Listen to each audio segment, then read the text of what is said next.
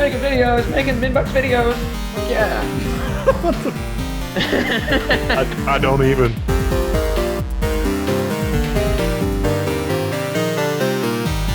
I've never actually seen that show, but when I was in Australia, Spanx' mom made us bacon pancakes.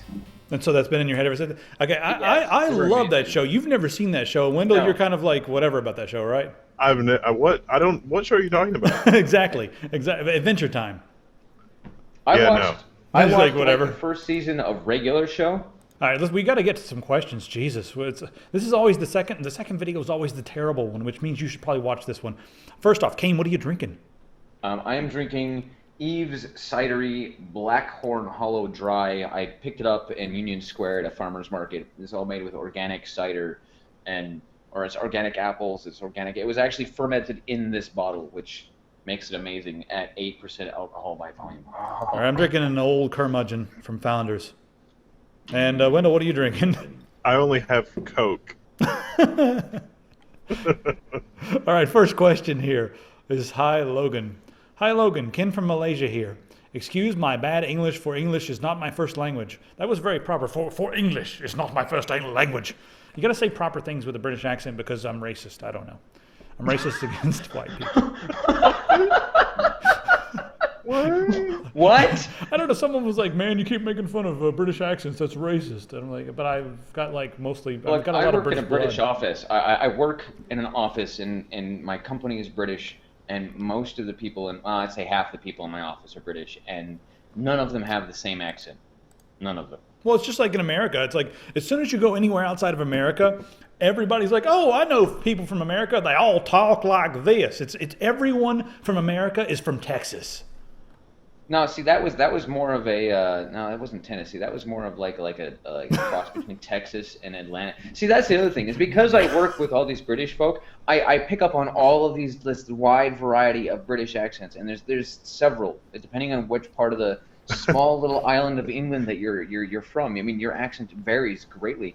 Even in the South here in America, if you're in Atlanta or you're in Georgia, you have a very specific twang to your voice. If you're in Tennessee, it's different. If you guys are from Kentucky, you guys even sound different, and you're from very similar areas in Kentucky. I mean, you go. Well, that's the Arkansas, problem with us is it's that we've one- moved around so much. Well, you guys have to check out the Patrick Stewart recites a poem in his native Huddersfield accent. Oh it's a God, I brilliant saw that. video. That was amazing. Yeah. All right, let's get to the real questions. Even though, you guys have asked for more banter, so by God, we're going to give you guys banter. And this video is going to go as long as it needs to. It's not going to be 30 minutes. It's not going to be 20 minutes. It may be 15. It may be 4 hours. I don't care. Anyway, over the course of running both Tech Syndicate channel and website, what values do you go by and hold to this day? I do not like to see my audience as a resource. I'd like to see my audience as a group of people that have come together with a like mind. And when I first started this, the goal was not to get rich or anything like that. The goal was to find some peers who were of a like mind and then possibly get some projects going that we can all benefit from. That's the main thing here. It's not like, I didn't wake up one day and said, "Hey, I'm going to get rich." Because that's my old accent, by the way. So Can I get news for you? I don't think we're going to be able to do that with what we've got. All right, so Wendell, what are your core values with the website? He retired after a successful run of making YouTube videos. Yeah. Yeah. Actually, some people are going to be able to do that, but only a few. Yeah, like 5 out of a million, maybe. Yeah. All right, so Wendell, what are your core values with the website? Well, that's pretty much the same thing. I mean, it's really a hobby. It's sort of a fun pastime. It's sort of fun to meet people. I had a hardware forum for a while, way back in a long time ago, and Back in a long time ago. the people were kind of weird, and it sort of turned into a time black hole. And I didn't have time to deal with it because I was doing the business thing. But yeah, I'm hoping that we can find a way to commercialize more completely than on the YouTube side of things, but I want to preserve sort of the core ethos and community because the community is what makes us. I've got to tell you guys a secret here. I'm trying to get into more entertainment type stuff in the sense is that there's not a lot of really good intellectual, nerdy entertainment out there. So if I can help, there's a fly. if I can help, like, bring some more of that to the market, maybe that's a good way to do things without having to rely on sponsorship dollars for this, like normal content.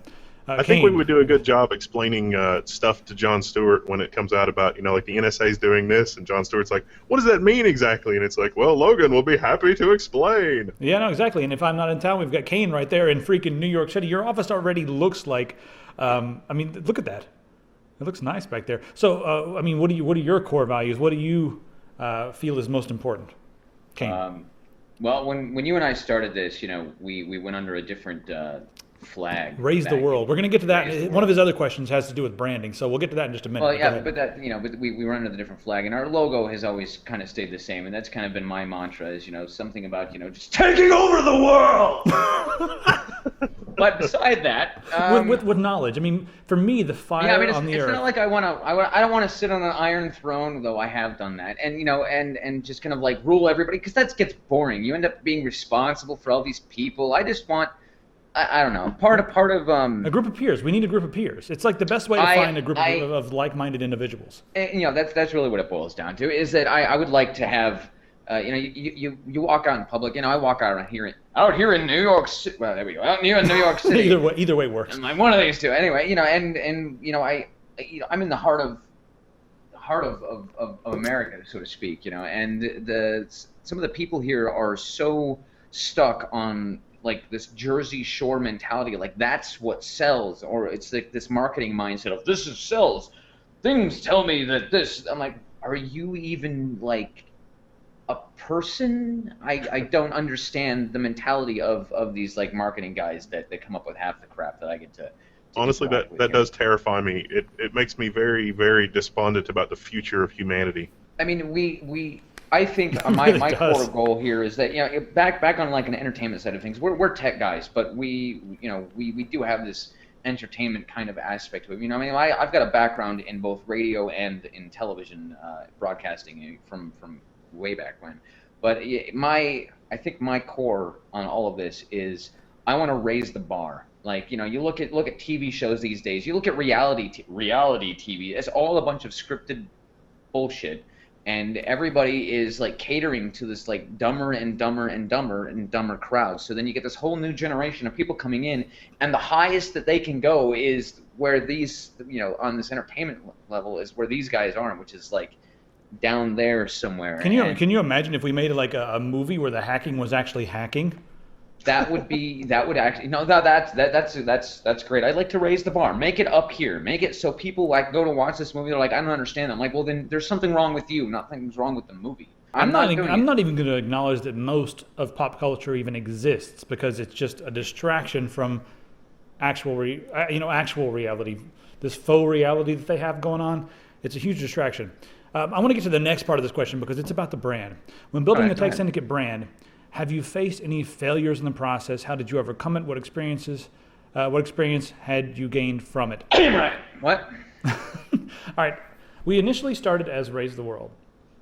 And I liked Raise the World. The whole idea with that was probably a bit out there, but the flames and the earth and fire kind of represents knowledge, right?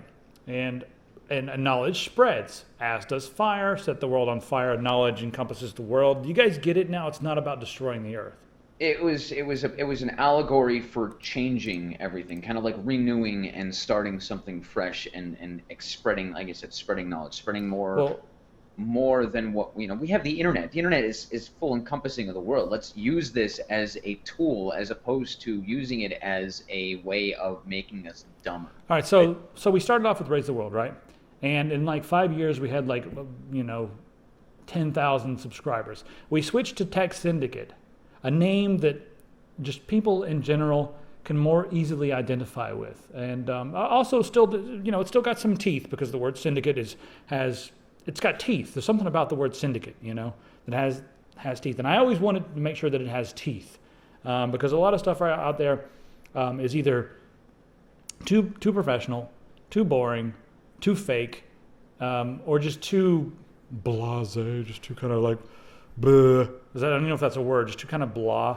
So I wanted to make sure it still had teeth. But in switching to that, we went from 10,000 subscribers to 130 to 140,000 subscribers in a year. So the name of the brand is extremely important. I also own actionnerds.com, and I feel like that brand probably would be bigger than Tech Syndicate, but it doesn't have the right feel for me, Action Nerds. But I do own actionnerds.com.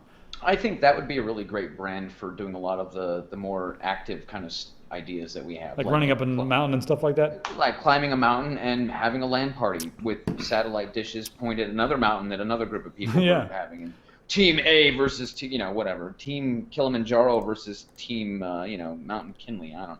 Well, Action Nerd documentary. Exactly.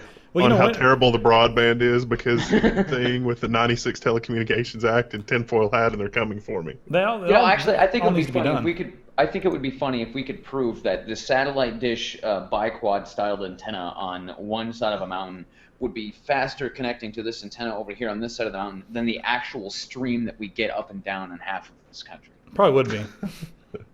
All right, Wendell. So we got Wendell involved right when we changed over to Tech Syndicate, and Wendell helped us rebuild the website and therefore rebuild the brand. So first off, thanks. Second, you already know a lot about branding because you've got a company. So I guess just to answer his question, have you gained any experience through this? What have you learned? And what failures do you think we had in the process of, I guess, the last year or so since we've been Tech Syndicate and since you've been involved? Well, everything always takes longer than you expect, and we have grown very, very organically, but also, exponentially. And so you get growing pains when you grow exponentially, and it's often very difficult to keep all the plates spinning doing that. Like, oh hell, the server. Yeah, well, there's low level in the trenches, things like that, but there's also managing the community and managing the trolls, and you have people that are like, no, you guys should be very Gandhi. We need to be doing the videos in a loincloth with 486s because we need to not take any money from anywhere.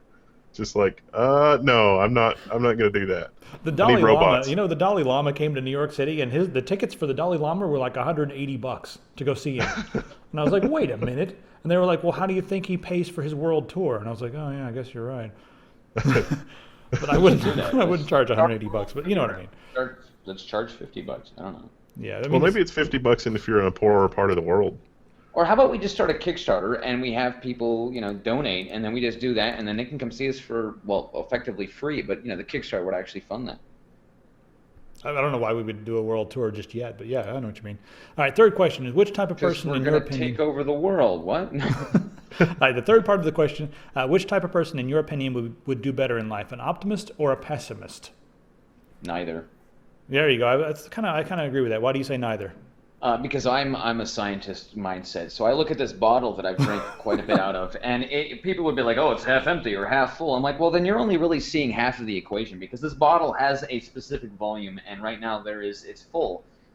Part of it is of this really amazing 8% alcohol volume cider that's making my brain twitch, and the rest of this is air and other miscellaneous gases that are being expended. So it's still filled with. So you are a scientist and a realist. I'm definitely more of a realist. It's like, if you're going to run around going, oh, shit, everything's against me, or, oh, great, everything's for me, it's like, no, stuff happens, period. Stuff happens. Stuff happens one way or another. It doesn't really matter. Both left and right side. If you're playing a game, you're going to win or you're going to lose. Both options are equally plausible, unless the game is rigged, in which case then one is more likely than the other. But even then, still, I'm looking at that as a third option. That's where I come into this whole realistic kind of functionality. It's like people who get stuck on one side or the other, you're only looking at half of the equation. So it's not even that. I think both of them are flawed. Wendell, what do you think? Optimist, pessimist? I don't know about optimism or pessimism, but paranoia is a very useful life skill. I mean, don't make me joke, man, really. Is paranoia and concern the same thing, or It's not paranoia if they're not out. Just because you're paranoid doesn't mean they're not out to get you. Well, back to the realism. Them not being out to get me and them being out to get me are both very plausible scenarios. So let's, calculate both of those into consideration and move forward with our lives. Just live. Just live, man. Exactly. Let's just make it happen. The main thing for me. So go ahead, Wendell. Twig on the stream. I can't go against the current, but I can at least move side to side. There you go. I'm not an optimist. I'm not a pessimist. I don't even know if I'm a realist because I'm a dreamer and I have these grandiose ideas which can usually not be achieved. But I don't think anybody ever changed anything with a mundane idea, or I don't think anybody ever changed anything just by going through the motions and living life day to day. I like to just do stuff, and I like to keep it, just keep it different as often as possible. Just do things differently. That's the main thing. Somewhere along my wonderful life, I came across this quote, and I've kind of stood by it for all of this. And the quote goes. Did you just say stood? As in stood. Like the I'm past tense talking of to you stood? guys. Stood.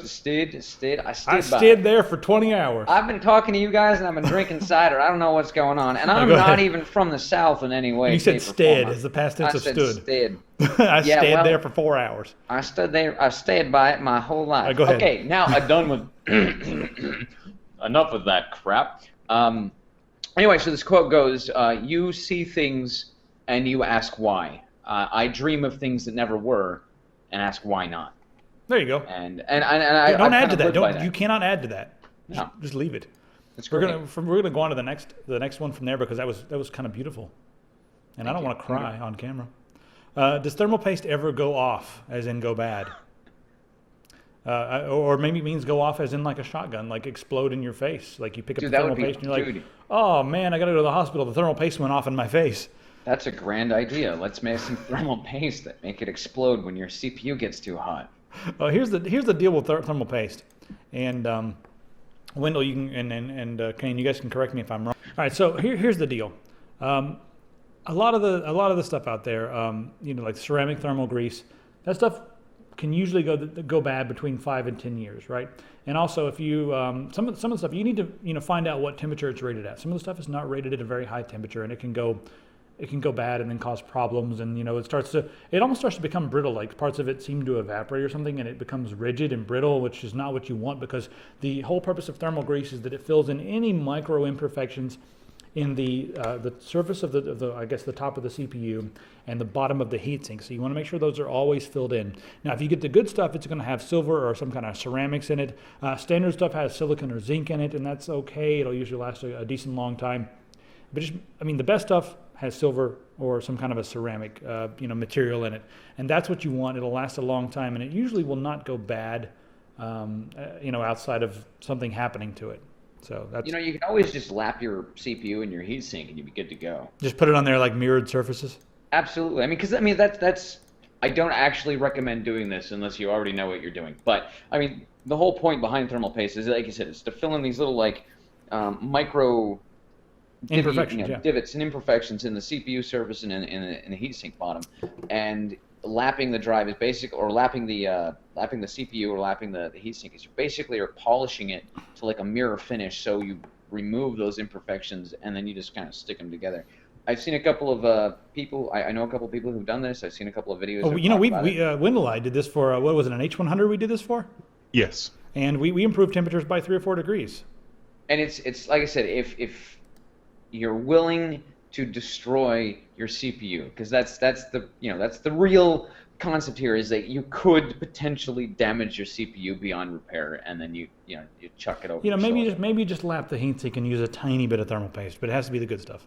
Yeah, tiny bit of heatsink after, a tiny bit of thermal paste after lapping is the way you want to go, because the other thing you got to be careful about is the mechanical pressure on the CPU may not be even, but just because of tolerances in the socket and the heatsink and the CPU itself. So even if you get it exactly perfect, it may still only be making contact in a few points. So that's why a thermal paste that is very thin and will go on very thin would be useful in that case.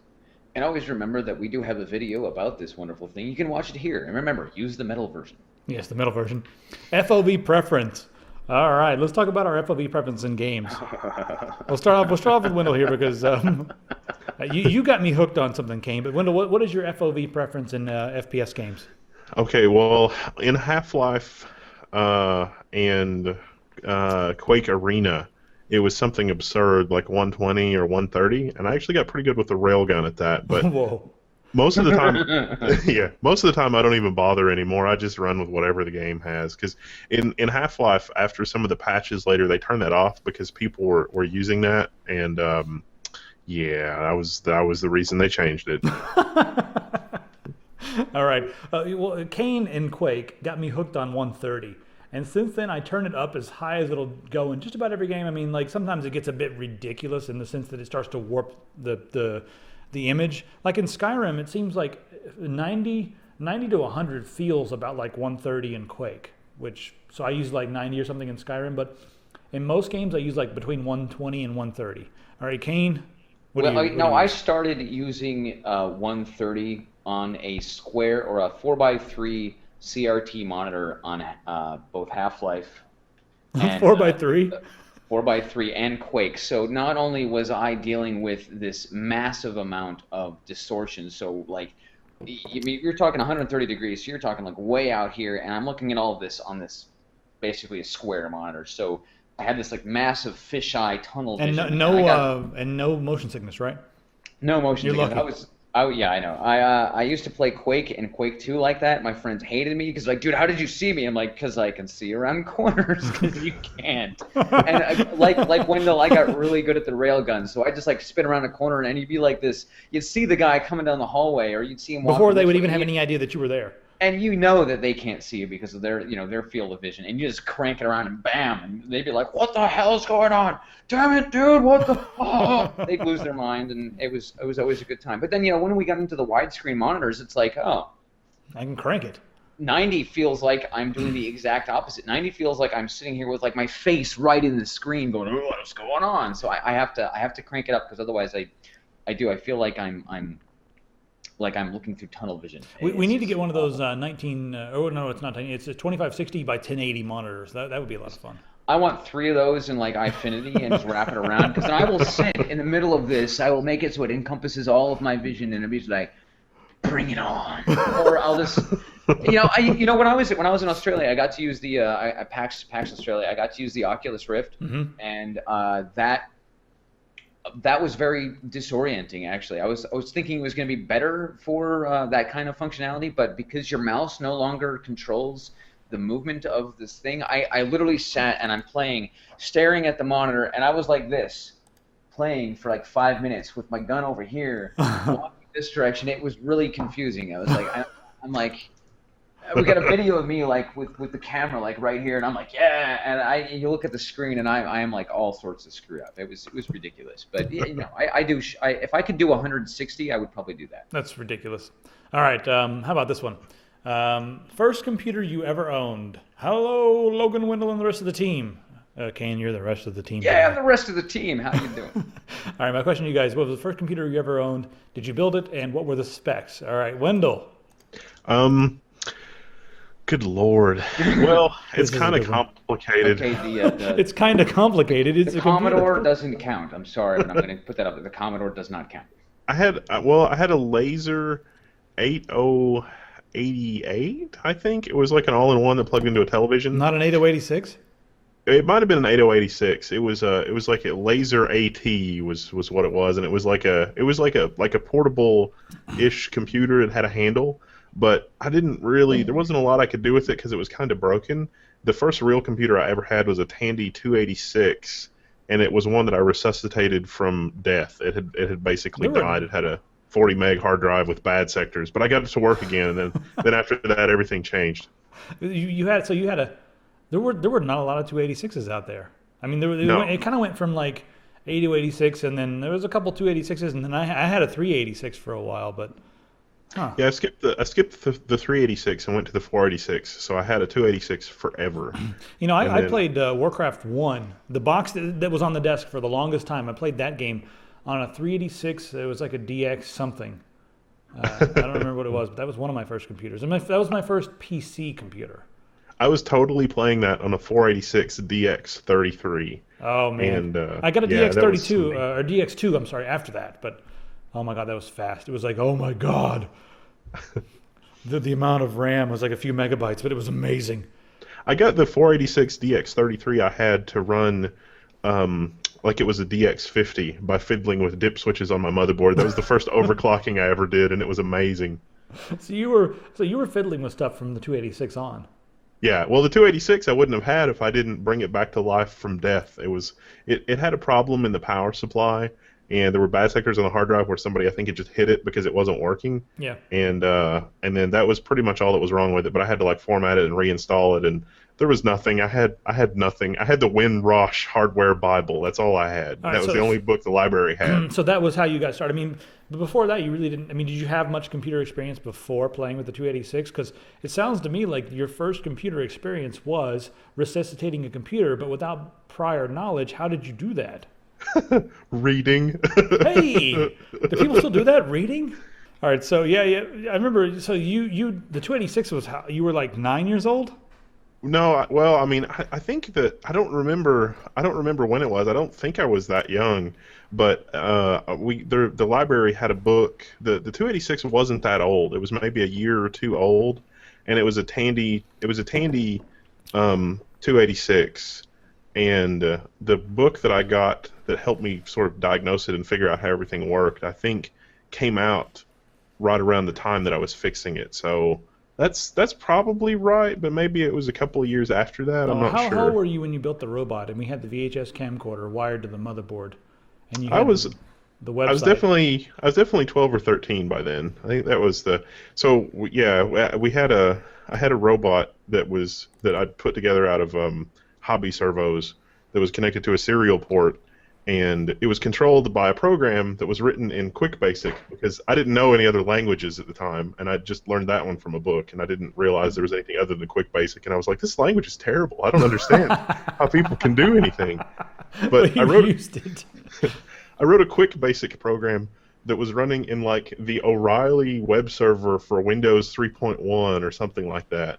And you would hit a web page, and it would give you an HTML form, and it was CGI. And so the CGI program would run a DOS program that would send commands to a robot, and then there was like webcam software that was tied into a camcorder with the RCA input, and so you could move a robot over the internet with a webcam, but the control software was written in QuickBasic. This is beyond convoluted. It's like did anyone else on the entire internet ever have a CGI program written in QuickBasic? Because who would ever do that? And oh my god, that's so wrong. I concur. All right, Kane, what was your first computer? And yeah, like I said, this is what I was thinking. I'm like, are you talking like the first computer that I ever got to like manipulate or mess around with, or the first computer that I got to do by myself and made my own thing? I wouldn't say the first one that you built, but we can cover both of them because hey, we've got all the time in the world. But what was the first computer that you started on? What was your first ever that you sat down and touched and hey, this is the first computer? First computer that I ever got to put my hands on was an IBM branded PC. It was like an actual IBM PC, like IBM brand. It had two 5 1/4 floppy drives. It had a 40 You remember if it was a 286 or an 8086 or a 386? It was an 8086. It was it was the PS2, I think. It was either the PS1 or PS2. Yeah. Like, you know, we talk about PS2 as like a keyboard connector, but that thing actually came out of the connector that they used on this IBM branded. I mean, we had like the 5-pin DIN freaking keyboard connector. I mean, it was it was old, and it was a 40 meg hard card. It was a hard drive on a riser card on a I don't even think it was ISA at the time. It was before any of those standards were actually kind of written up, and it had 32K of RAM. And I remember distinctively my dad laying down a bunch of bags like whatever to keep it off the carpet, and then put this machine down as we got this strip of microchips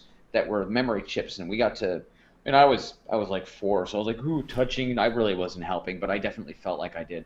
But he was just like, you know, mounting these things, and we upgraded it from 32 to 64K of RAM. And the whole thing like booted off of floppies. I mean, a lot of these old games I used to play, you know, you played Frogger, you played the old pinball game. We had the original, the only two, Starflight and Starflight 2 by Binary Systems are amazing games. You can actually get them on Good Old Games. They're fantastic. Like super basic old school games. Yeah. Very old school. I mean, these things were great, and it took 5 to 10 minutes for the machine to boot. So you'd click on. I mean, we're talking this rocker switch was Yeah, it's literally like and I don't think, if I remember correctly, I must have been like a year or so before I could physically push the switch up. I had to have somebody else turn it on for me because I physically could not move the rocker switch on this thing to turn the thing on. You know, But then it would take like 5 or 6 minutes for it to boot to a DOS prompt, and we'd get to, move into this directory, load the copy of Starflight, because you didn't want to run the original discs because it would just overwrite them. So you make a copy of the disc, and they told you make a copy of the disc so you could play the game, and then you could have more than one person playing the game with more than one save file, basically, because you'd save it on the floppy. So yeah, I went crazy with that stuff. That was a great game. So that was like the first machine I ever really got to manipulate and play around with. I started with an Apple. That's pretty much all I'm going to say about that. But after that, I ended up getting we had like 9 8086 computers in the house. My dad was using them for audio sequencing, believe it or not. He had keyboards hooked up to these things. And then after that, we had 386, and I played Warcraft and several other games on that. And I was like, that's it. I'm playing Super Nintendo and Nintendo 64 after that. All right, the Singularity. Do you think we will live to see the Singularity? And if so, what will its limits be? What will its limits be? That's really a difficult question to answer. So, Wendell, do you think we're going to live to see the Singularity? Yes. I think that we're already getting to a point where the structure of our brain is changing because of the available technology. I mean, think about there are already things in my life that I don't bother trying to remember. I only remember the magic words I have to type into Google to get access to that knowledge. And so with something like Google Glass, if I can just, gesture that in or whatever, and I've got the information right there in front of me, then, I'm good to go. Yeah, I mean, it's kind of sad because I remember back in the day when we were younger, we used to have to remember everyone's phone number. And at any given point in time, we knew 50 to 100 phone numbers off the top of our head. Now, I do not know my best friend phone number. I don't know my alternate phone numbers. I had a hard time remembering my own phone number because your brain frees up space for other stuff. And as far as the Singularity goes, I think it's going to happen around 20something, 2030 something. I think we'll be alive to see it. As far as the limitations go, I mean, it's only going to be limited by the technology that we have. We don't exactly have organic machines yet, but I think that's going to be the next step, like biological machines. We're already working on it. And yeah, after we get the biological machines and join that together with the Singularity, it could be interesting, possibly a bit scary, because we would be the first species on the planet that's going to create the next step in evolution, without evolution being the middleman. You know what I mean? Like, evolution usually creates the next step, and we are going to create our own next step. So, yeah. And then we can argue about souls and all that stuff later. It seems to be that there's already a lot of evolutionary pressures on people, because there are a lot of people who don't cope well with a lot of stress or modern life, or one continuous 8-hour sleep block. There are a lot of evolutionary biologists that say that human beings were actually designed to sleep in 4-hour blocks. And in colonial times, a lot of people would go to bed at dusk, and then they would wake up around midnight and do things for an hour or two, then go back to bed, and then get up at dawn. And that was like a totally normal thing forever. I sleep in like 3-hour segments, I think, are my longest. You got a very weird sleep schedule. I sleep, like, I'll take a lunch, and then I'll take a 20-minute nap, and then I'll be good to go for the rest of the day. And then I just don't sleep half the night, and I'll go to bed at like 3, 4 o'clock in the morning, wake up at 5:30, 6 o'clock, and get up and go to work. Yeah, so pressures like that are already putting evolutionary pressures on people that are not strictly technological, but they're definitely there. The next question, you moved. Where are the boxes? They want to know where the Warcraft one Must Fall. I don't think we ever had a One Must Fall box, did we? Dune 2. They want to know where all the boxes went. Well, I've got a bunch of boxes boxed up because I've got to send them back to Wendell, because Wendell, the Warcraft box was yours, and I forget, the Dune 2 box is over there on the shelf somewhere. I've got a Civ 5 box here. They want to know if the boxes are going to come back. After I upgrade my setup here, I might put some boxes back on the set. I mean, they were mostly there to block things, like, hey, there's some ugly chords behind that. And also they were there because they're very subtle, subliminal suggestions. Hey, go check out these games, that sort of thing. So we'll get the boxes back in there sometime. Maybe there'll be different boxes of other games I think you guys should check out, or other books that I think would be cool to read. They're basic. Whenever you see stuff on the set, it's stuff that I'm lightly endorsing. It's not like a hipster thing where like, hey, look how cool I am with my, weird esoteric boxes and strange books. No, they're things that I think, hey, if you guys want to, check them out. If there's something that interests you, go ahead and read them or look at them and play them. So that's what the boxes are for. All right, next question is for you, Kane. Uh-oh. What does Kane do? And I'm going to make you keep it succinct so we don't run out of battery. So what do you do, sir? I am a network systems administrator / engineer, and I have a history in entertainment and broadcasting kind of stuff. Right now, my current job is I work here in this wonderful. Oh wait, it's all dark outside. You can still see the building. Oh yes, you can still see the Woolworth. That's the Woolworth building. Yeah. When it was built, it was the tallest building in New York City, or actually the tallest building in the world. Regardless, anyway, so I do a lot of network systems. I fix anything that needs to be fixed. I'm the only computer savvy person here in the office, we have a few more. That like to help out and all, but their primary job is mostly development and such. But I'm like the go-to guy to fix things. Well, most people there are coders, right? Coders or actually advertisers, in this office we've got a lot of they do trafficking kind of stuff, like advertisement trafficking. But then we have a couple of developers and some account management. But you're like the guy who knows hardware and knows networks. Yeah, I'm like for this office I'm like the network dude, the network and the systems. I make sure that this stuff is working. For the most part. I'm actually building an entire data center of systems for an email cluster and a network VPN connectivity, all that kind of jazz. If you guys do have questions about networking, VPNs, and stuff like that, you guys can submit them, and Wendell can answer some of those, but also Kane can answer a lot of these questions. He's worked in enterprise-grade networking for a long time now. So go ahead and send your questions over to Inbox. Just text syndicate.com/inbox. So you can put whatever you want right there. All right, last question. Your opinions on the NUC or the BRICS? Recently, the Intel NUC and the Gigabyte BRICS have gotten the new Haswell CPUs as well as Intel's Iris Pro graphics.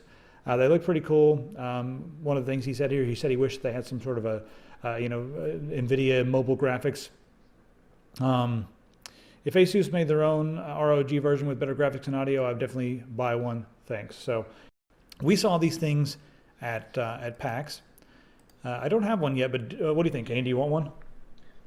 No, I'm not. It's like the Raspberry Pi is kind of nifty. They've got the what is it? It's like the dog bone or something. The beagle bone. That's the new. Like a high powered. Yeah, it's like a high powered ARM motherboard, and this thing it's. I mean, you can play WoW on it. I'm more interested in the ITX boards and some of the stuff that those guys are coming out with. Like you were talking, Wendell, earlier about the new ITX board that's got just the 12-volt connector. I'm like, that has my attention because that's something that I could utilize. But for these little machines like this, yeah, I kind of agree with you. And I mean, you can do a lot with them, but until we get something that's way higher powered, it won't really pique my interest. More than just like, hey, that's pretty cool. Wendell, what do you think about the NUC and the BRICS? I think these are going to be sort of the de facto standard business desktop. And the reason I think that is because the graphics are just powerful enough. They're not great, but they're just powerful enough that you could run 2 or 3 displays with these things. And in business, you put 8 or 16 gigs of laptop RAM in that, and that's all a business desktop really needs to be. I mean, that and an SSD. And hell, you can run Bloomberg. Yeah, actually, at that point, you don't even need an SSD. If you're doing it in like an office setting, you can almost just set up like a terminal server and just run it all remotely. Yeah, that's completely an option. And because it's so small, I mean, Dell and OEMs like that are going to have a hell of a lot lower shipping costs. They're going to have lower manufacture and assembly costs. The costs are going to be much lower. The fact that the voltage platform with Haswell is so much different, I think, is going to change the business landscape in a year or two if we have OEMs that actually catch up. And I think that's why Intel's doing this. Intel's like, look, you can do a new form factor now because HP and Dell would never do this on their own. Listen, you guys should subscribe. If you do not subscribe, I will put you on a train to Dover, New Jersey, and you guys are going to have to go see a movie there in a really weird part of town. And I'm going to make sure that you sit through this movie, and I'm going to make sure that the movie is filled with 12-year-olds that are throwing gummy bears at the screen. So be sure to subscribe if you don't want to endure that. Go ahead and click it. It's down there in the corner. See you guys next time.